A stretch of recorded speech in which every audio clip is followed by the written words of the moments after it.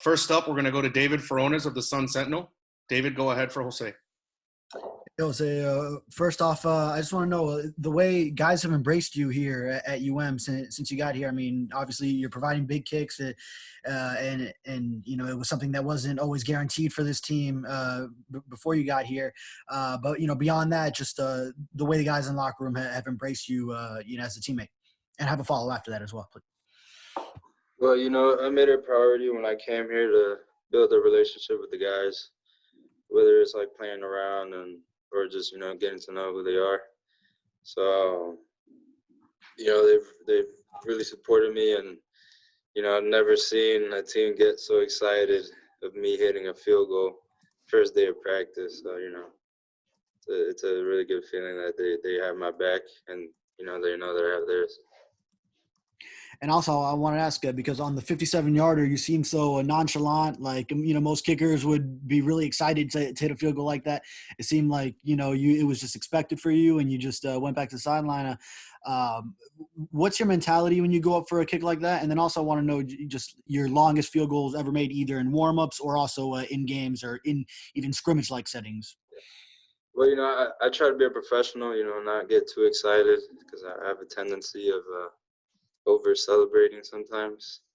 But you know, in that kick, I didn't really think about what the distance was, because in pregame we hit a 60-yarder, the same spot. So you know, I was just going out there and doing what I do best, not thinking about if it's gonna go in or not, just worrying about my mechanics and being technically sound. But my furthest kick in a game is that kick 57, but in practice it's 70 yards. Awesome. Next up, we're going to go to Matt Shodell from Kane Sport. Matt, go ahead for Jose. Hey, Jose. How you doing? How you doing? Doing great. So I wanted to ask you about something that Coach Diaz mentioned. He said in the previous game against UAB at the end of the first half that they went for a Hail Mary from the same distance, would have been a 57-yarder, and that you were upset about it. So how did you let Coach know you were upset? How did he know you were upset? And maybe how did you – I don't know if you talked him into it this time, or if maybe that's why you got this chance, or, you know, he said there was wind at your back, but then I heard there wasn't much wind. So just sort of talk about that. Well, I wasn't really upset. I was just, you know, as soon as I knew there was a chance, it's the end of the half, I walked up to him. I stood right next to him, waiting, just looking at him, waiting to see if he was going to let me go out there and kick. Made him hesitate a little bit, but at the end of the day, he decided to, you know, go for the Hail Mary. He thought it was the best thing for the team, and, you know, obviously me just coming in, I don't think he had trust in me yet, but hopefully after this past game, there'll be a lot more kicks from anywhere, really. Awesome. Next up, we're going to go to Susan Miller-Degnan from the Miami Herald. Susan, go ahead for Jose. Hey, Jose. I'm sure I know you know the history of the FSU Miami kicking game. What was that like for you, you know, watching that when you were growing up? Are there any kicks or kicking game memories that stick in your mind? And I do have a follow after that. The only one that comes in mind is when they blocked an extra point to win the game. Florida State blocked an extra point to win the game. That really sucked. But that's the only one that comes to mind. Other than that, I just know that Florida State is known for wide lefts. So hopefully we'll see that this Saturday. And then my follow was, can you you know, describe the experience and feelings that go through your body? What's it like after you make a kick like the 57-yarder? And also, I wanted you to compare the 53-yarder you made for FIU against UM and the 57-yarder, which was more fun? Well, like I said, I try to be a professional, be as cool, calm, collected as I can be. Obviously, last year's kick was a lot more enthusiasm in it, because it was a big game. We were the underdogs, going into the half with momentum. So it's just really just to spark the team up when we go into half, and I guess it worked overall. But at the end of the day, I'm trying to be a professional, so I gotta stay calm, collected. Like I've hit that ball before, and I have in practice all the time, so shouldn't be any different in the game. Thank you. Awesome. Next up, we're going to go to Tom D'Angelo of the Palm Beach Post. Tom, go ahead for Jose. Hey, Jose. Hey, could you just take me through a little bit how, at what point Miami came on your radar? When you started thinking about transferring it, at one point Miami came onto your radar for that, and how it unfolded.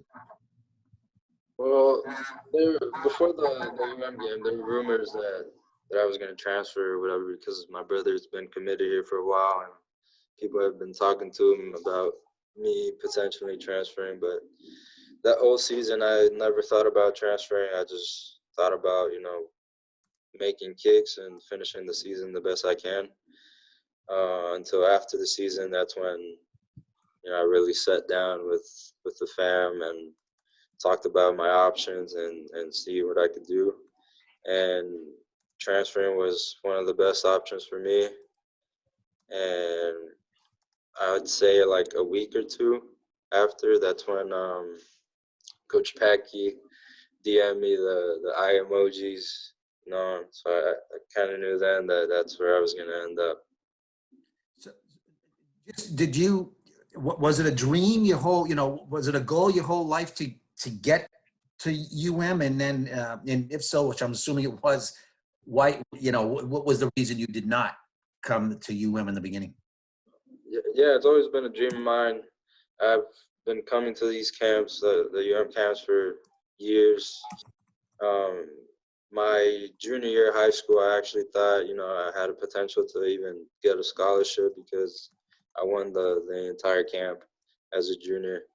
But that didn't end up happening. So, just went on trying to get a scholarship. Didn't get one until the start of my senior year, which was FIU. And the very next day I committed, knowing that, as a kicker, you don't really get scholarships like that unless you're a top guy at a camp. But yeah, I just always wanted to play for UM since I was a kid. So, it's a dream come true. Thank you. We have time for a few more. Next up, we're going to go to Manny Navarro of The Athletic. Manny, go ahead for Jose. Hey, Jose, congrats on the field goal last weekend, the four of them. I wanted to ask you specifically about Florida State because they, I think, blocked 3 kicks in the opener. Do you study that at all before you face an opponent, like who's really good at getting their hands up, and how does that change your mindset before you go out against the opponent? Well, yeah, we obviously watch film and see which gap they like to attack from. They got some really tall dudes that can jump. So, it's just, for me, it's just working on my height off the ball. So just having great contact. And I have that. So I don't think we're too worried about them blocking kicks. But, anyways, we're going to work as much as we can here this week just to make sure that that really doesn't happen. So I guess you just go in knowing, hey, I got to get the ball up higher, like right off the bat versus lower trajectory. So how does that affect range maybe? Well, you can't really think about getting the ball higher because that's when you get under the ball. Right. You get a little dip and you lose range with that. So all you got to think about is, just hitting the ball with great contact, following up through the ball. And that should get your height going. And it'll virtually be impossible for them to block it if you get it high enough. Thank you. Next up, we're going to go to Brandon O'Doy of Football Hotbed. Brandon, go ahead for Jose. Hey, Jose, I was curious, playing, now on a bigger platform, like playing on national television and, just having people be able to watch the game, hear the commentating. What is the feedback like, after a performance like the one you had? I mean, obviously you played against Miami last year, but in a nationally televised game on a much bigger platform, like what do you get back from fans or family members, and what's the difference and, sort of your scale of what you're doing? You've always been making big time kicks, but now I guess it's a little bit different.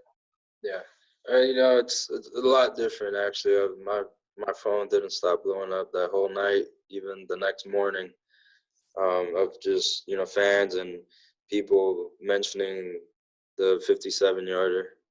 But yeah, it's great for me to be able to show out on a stage like that. I mean, that's the reason why I transferred, to just get my name out there, hopefully to make it to the next level and show that I could do this at any level possible. So, I like playing in big stages like that. That's when the best of you comes out, and I think I've showed that. Awesome. Jose, thanks for taking the time to talk with us today, and good luck this weekend. Well, thank you.